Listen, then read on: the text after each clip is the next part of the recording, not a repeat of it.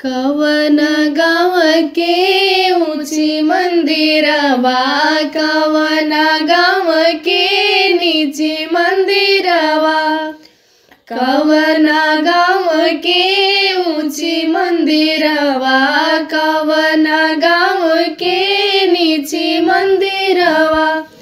ए जी कवन पापा के हमें सौदागर पुतवा, खेले के मांगे फूल के गिरनवा।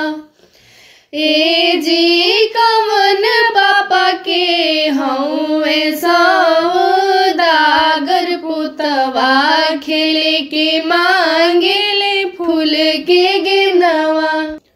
एक ओरिया नैहर के लोगवा, एक ओरिया सासुर लोगवा, एक ओरिया नैहर के लोगवा, एक ओरिया सासुर के लोगवा। ए जी बीचवे में बैठेले दुलरुआ दुल्हा, खेले के मांगे फूल के गिरनवा।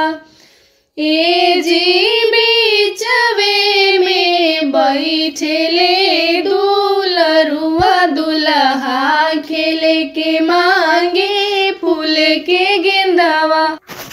जीती गईले दुल्हा के पापा, हारी गईनी दुल्हन के पापा। जीती गईले बेटा के पापा, हारी गईनी बेटी के पापा।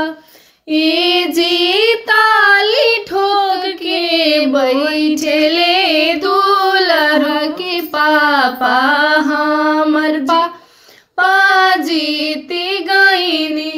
ए जी ताली ठोक के बैठेले